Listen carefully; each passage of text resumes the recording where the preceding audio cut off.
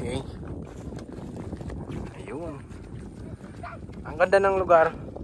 So, paborito ko talaga yung lugar na to. Ayan, oh. Kikita mo yung mga bundok. Papalibutan ka ng bundok. Habang pinagmamasdan mo yung mga palayan. Ayan. Yun, oh. Ganda ng ulap, oh. Nag-ano siya. Parang ano, alon, ganun. Ayan, habang pinagmamasdan mo yung mga lugar na yan. Ay, ano na yan.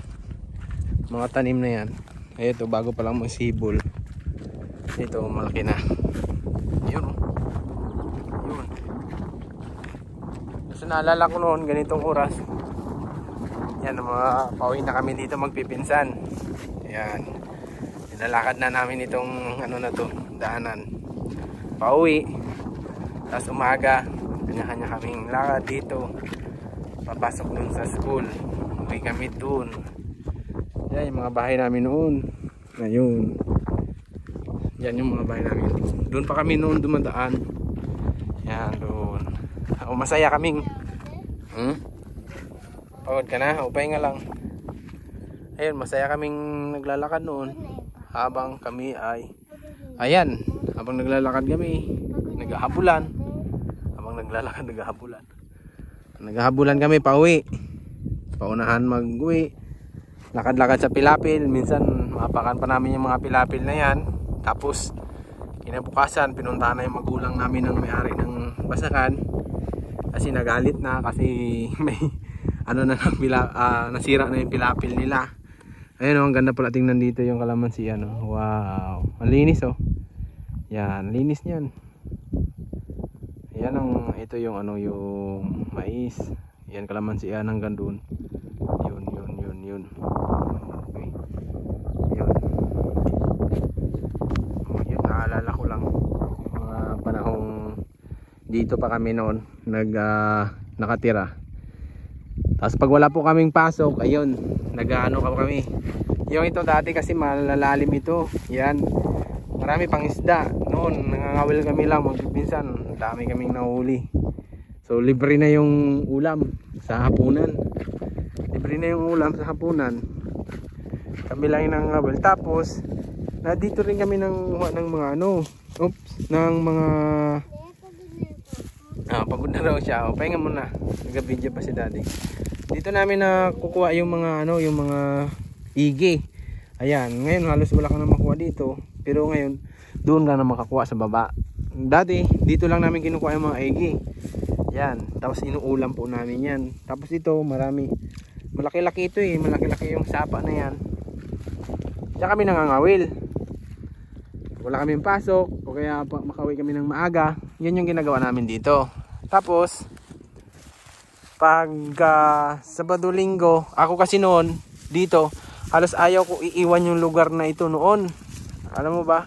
Kasi noon, nung naalala ko, nung nagkasakit yung papa ko, siguro mga ilang taon na operahan siya. Mga ilang taon ako, kasagsagan ng pagka gusto ko sa yung na-enjoy ko yung lugar namin. Talagang na-enjoy ko. Kasi noong mga panahon na yun, nakakaabot kami hanggang doon. Itong area na yan. Pasok namin hanggang doon sa labas. Alam mo yung ginagawa ko, naninilo kami ng ibon. So, ay mga panahon na yun, gustong gusto ko talaga yung ginagawa ko. Masaya ako sa ginagawa ko noon, bata pa ako noon. Hanggang sa dumating yung point na nagkasakit yung papa ko na operahan. Tapos, naalala ko talaga, pinatawag kami, pinapunta kami sa puerto. Halos ayaw kong sumama, pero kailangan ako ng papa namin doon, no? Halos ayaw kong sumama kasi sabi ko, wala man akong masisiluan doon ng ibon. Wala akong masisiluan ng ibon doon sa area, doon sa puerto. Tapos sabi ko, paano yung mga silo ko? Walang magpapandaw, hindi nila alam kung saan. Ayan, yung area na yan. Yan, yung gubat-gubat na yan. Diyan, paborito kong siluan noon. Maraming ibon dyan noon. Maraming ibon talaga dyan noon. Maraming ibon na akong nahuli dyan. Tariwakwak, tugtog. Yun, kaya ibalik tayo doon sa kwento ko na yung sabi ko na yung sabing wala nang magsundo, ay wala nang magpandaw ng silo ko. Mamamatay yung ibon. Mabubulok doon sa siluan ko. So, sa madaling kwento, nakasama rin ako sa puerto, sumama ako. So malungkot, naghahalo kasi yung lungkot noon sa akin. Pero tumuloy kami. Ang nangyari, ang nakakatawa, pagdating namin sa puerto, mayroon doon sa kamag-anak ko na pinunta namin, tinuluyan namin. Mayroong area doon na parang medyo gubat siya. Alam niyo ang ginawa ko? Nanilo-nilo ako doon. Sobra kong pagka-addict magsilo-silo. Nanilo-nilo ako doon. Nagawa-gawa akong silo doon. Kasi noon, ang pagsilo namin sa tariwakwak dito sa mga basakan. Yun, sa mga basakan. Tapos, pagka may panahon, yun yung area na yung mga ganon. Yung sa taas, sa ruling, pugo naman yung sinisilo namin. Yung mga pitpitaw, pugo. Ano pa ba yung mga nahuli namin noon? Basta ang natatandaan ko lang nahuli namin noon ay pitpitaw, pugo, yung tukmo. Pero madalang kasi yung tukmo. Bihira yan sa maglapag sa lupa. Na parang nagaland lang yan siya. Hindi siya nag-aapak sa lupa talaga. Maliban lang kung may dadagitin siya. Pero yung naglalakad siya sa lupa, wala yan. Yun yung mga nahuli namin noon. Sobrang saya nung mga panahon na bata pa ako dito. Na talagang na-enjoy ko yung lugar na ito noon. Naninilo kami sa mga silong ng mga maisan. Yun. Naninilo kami ng mga pugo. Sobrang dami. Nakakahuli kami. Marami kaming nahuli. Kasi nahuli namin.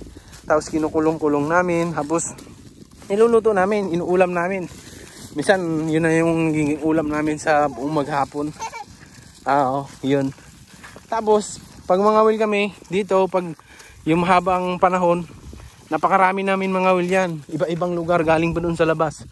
Doon yung bakanting lugar na yun doon sa baba, mayroon pa yung malapad na lugar doon na puro kakauyan yan doon. Tapos may mga malapad sa nalawa, doon ang maraming isda. O nakangawil kami doon, nakakaabot kami doon. Naabot kami doon ng maghapon, nagbabaon kami. Wala namin kinahuli pag-uwi. Malalaki rin yung nahuli namin pag-uwi. Ang masaya doon kasi marami kami nangangawil. Kami magpipinsan. Saya doon. Naalala ko lang yung mga dito, panahon noon na nandito ako. Parang nananumbalik yung matik tayo matapa. Yung mga naalala ko lang noon, yung mga panahon dito ako nabubuhay. Dito pa kami kumakain, dito kami nabubuhay. Kung saan dito kami natuto mabuhay. Yun. Dito kami natuto mabuhay, itong lugar na ito. Kaya yung lugar na ito, binabalik-balikan ko talaga to at hindi ko to makakalimutan. Masaya yung karanasan namin dito. Kaya ito, ayun i-train ko dito yan. Ting magpunta ako dito, sinasama ko at ngayon hindi ko na niyaya. Siya na mismo ang sumasama. So yun lang. Maraming salamat. Bye bye. Pauwi na kami. Napakwento.